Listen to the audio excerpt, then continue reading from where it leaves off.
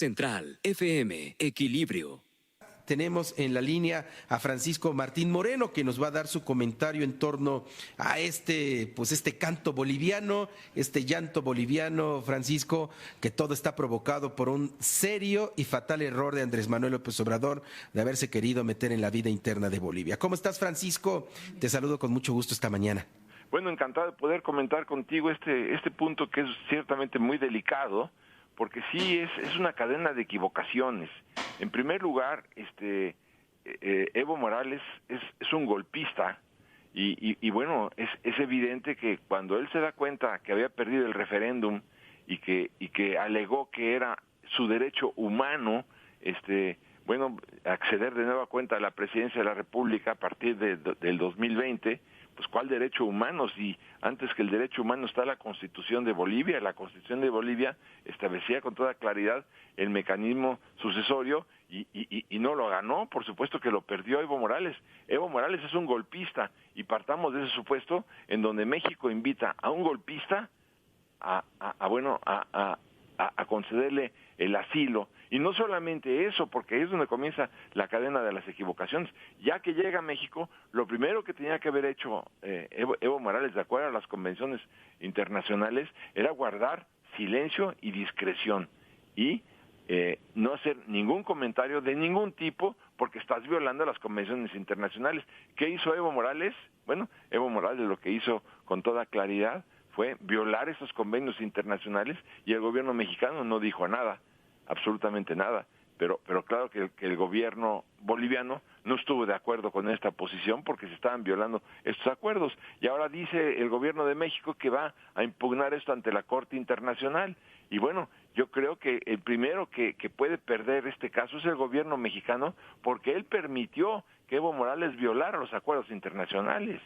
Y bueno, finalmente cuando el expresidente de Bolivia le dice que López Obrador está sometido a la voluntad de los Estados Unidos y le da varios datos, recordemos cómo al día siguiente que vino el procurador Barr a México y se reunió con el presidente López Obrador, en la tarde de ese mismo día le estaban comunicando al señor Evo Morales que se tenía que ir de este país y sin ningún pudor, cumpliendo las instrucciones del presidente Trump, se fue Evo Morales con todo y que decían que estaba muy enfermo, pero lo que tenían que haber hecho era por lo menos haber cuidado de las apariencias, pero esto no se dio, Beto. Y ahora sí, claro, viene un intercambio de adjetivos verdaderamente terribles, como decirle al presidente de México que es un matoncito, pues que yo me acuerde en la historia de las relaciones internacionales nunca se había roto, digamos, este protocolo de un lenguaje exquisito, diplomático, en donde se invita a la reflexión, pero son unos insultos verdaderamente terribles con los cuales yo desde luego no estoy de acuerdo. Que México se equivocó, sí, no tengo la menor duda, pero de que brinquemos a estos episodios, pues también me parece que es inadecuado. Pero por otro lado, el gobierno de Bolivia dice que cuando México se queja de que está cercada la embajada, pues el gobierno de Bolivia le dice al canciller Ebrard, oiga, usted fue el que pidió que protegiéramos la embajada de México en Bolivia, ¿no? Entonces ahora la estamos protegiendo y usted me dice que por qué la protegemos cuando usted fue el que lo pidió. Claro que también están mandando drones, claro que también están violando, pues sí, si tú quieres, el espacio aéreo de la Embajada de México, porque es una extraterritorialidad de México, pero de cualquier manera sí es completamente inadecuada también la queja del gobierno mexicano de haber quejarse de que está bloqueada la embajada cuando el propio gobierno mexicano pidió que se cuidara su embajada, querido Beto. Sí, como tú bien lo decías y aprovechando tu presencia como historiador de México, yo tampoco recuerdo que se haya ido tan allá en una diferencia entre presidentes.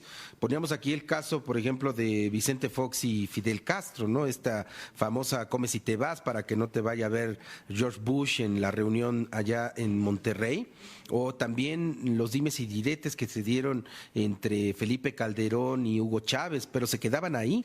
Hoy ya el canciller mexicano ha advertido que acudirá a la Corte Internacional en la ONU para que se castigue al gobierno boliviano por el asedio a la embajada. Obvio, hay 9 funcionarios de Evo Morales acusados por la justicia boliviana y que tienen que responder a estas acusaciones y que México los está protegiendo. Pero en ningún momento, Francisco, el gobierno mexicano nos ha enseñado la solicitud de asilo. Ellos llegaron y se metieron porque Ebrard mostró una algarabía al recibir a Evo Morales. Entonces dijeron los funcionarios, pues México nos está abriendo las puertas y no ha habido hasta el momento una solicitud que por lo pronto de manera oficial nos enseñen. Aquí estuvo la solicitud diplomática de asilo político por parte de estos funcionarios y de Evo Morales, ¿no? Sí, lo que también hay que llamar la atención es que en el mismo lenguaje, me acuerdo cuando arrestaron a unos pescadores mexicanos en Guatemala durante el gobierno del presidente Idígoras, y estoy hablando de los años 60, hasta allá me remonto, y en ningún caso se llegó a un lenguaje tan grosero, tan vulgar como el que está utilizando el gobierno de Bolivia para referirse al presidente de México. Claro que tienen mucho coraje, pues sí, está justificado su coraje porque pues era un golpista Evo y México lo recibe, pero claro, yo quisiera ver qué hubiera sucedido si en algún momento pues recibimos aquí a un dictador de derecha, ¿verdad? Sí. Eso sí no se vale, pero recibir a un dictador de izquierda, sí, y además también, claro, viene la queja porque en la toma de posesión del presidente López Obrador, pues sí, invitaron también a Maduro, porque Maduro, que pues, ni quien lo dude, es otro tirano, y por eso le están diciendo en Bolivia. Claro, lo que pasa es que usted se dedica, le dice al presidente de México, a proteger a los tiranos latinoamericanos. Y esto es lo que no se vale. Y bueno, yo creo que tienen su punto también, pero lo que sí creo es que de esta confrontación están saliendo una cantidad de insultos y otras tantas de verdades que cuidado, pueden ser pues muy peligrosas, porque también le están diciendo al presidente de México que él recibió dinero de Chávez en el año 2000, desde el año 2006, y entonces claro, son cargos que tendrá que probar el gobierno de Bolivia, porque pues no pueden permanecer así, pero esto se está desbordando. Querido Beto, lo veo con mucha claridad. Por último, Francisco Martín Moreno, hay una convocatoria que sale desde la Suprema Corte de Justicia. El presidente de la Suprema, el ministro presidente, llama a la unidad. Con respecto a los ataques a Andrés Manuel, dice, este es el momento en que el pueblo se tiene que unir hacia su presidente por los insultos que está recibiendo Andrés Manuel desde Bolivia. ¿Cómo interpretarlo? Porque a todas luces fue un error del presidente mexicano haberse metido ahí, ¿no? Entonces, irnos hacia un apoyo y un agarre de la bandera nada más por defender a un error, tampoco pareciera tan lógico como un pueblo mexicano, ¿no? Esto que tú dices lo está pidiendo la Suprema Corte de Justicia. ¿Quién lo está solicitando? Arturo Saldívar, en su cuenta de Twitter desde ayer, llamaba a la unidad nacional porque los insultos a un jefe de Estado mexicano no se pueden tolerar, es lo que decía Arturo Saldívar. Bueno, yo creo que es completamente inadecuada la posición del presidente de la Corte. No tiene absolutamente nada que ver el Supremo Tribunal mexicano con inmiscuirse en problemas de la diplomacia internacional. Esto, lo primero que me dice a mí antes de una convocatoria o no, es una obsecuencia de parte de la Corte hacia el gobierno de la República, hacia el Poder Ejecutivo. Tampoco lo había yo visto nunca, porque está rompiendo también todos los protocolos, toda la ley, todo el sometimiento al que tiene que sentarse, a que tiene que someterse, la Corte para administrar nada más la Constitución y los actos inconstitucionales, pero de ninguna manera inmiscuirse en estas, porque está tomando una posición del lado del presidente que compromete también la objetividad del propio órgano de administración de justicia de México, el máximo. Me parece que es una equivocación garrafal del presidente de la Corte el haberse inmiscuido en una situación de estas. ¿Por qué? Porque está mostrando una abierta inclinación hacia hacia el presidente, que compromete la objetividad del tribunal. Ahora, sobre esta base yo también te puedo decir, ¿y qué va a pasar ya con el asunto Bonilla?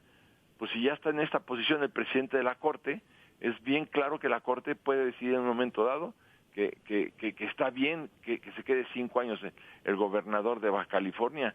Está perdiendo objetividad, está perdiendo y destruyendo la imagen de la Suprema Corte de Justicia, mi querido Beto. Sí, se le está acusando de que le sale más fácil el aplauso a Andrés Manuel López Obrador que las decisiones pendientes que tiene la Suprema Corte. Arturo Saldívar, hoy el mejor aliado de López Obrador, entonces esta bola de errores que sigue cometiendo el presidente de México, y el tema de Bolivia quedará ahí en la historia para que después, Francisco, más adelante, pues ya podamos analizar qué tipo de política diplomática, qué tipo de política exterior tuvo la Cuarta Transformación. Por lo pronto, es una grave irresponsabilidad del presidente de la Corte el haberse inmiscuido en problemas internacionales y sobre todo violando todos los principios jurídicos más elementales que conoce un estudiante de primer año de la Facultad de Derecho, Beto. Esto es inadmisible en un presidente de la Corte. Sí. Y claro, va a perder toda su objetividad, y a partir de este momento pues es un empleado más del presidente López Obrador,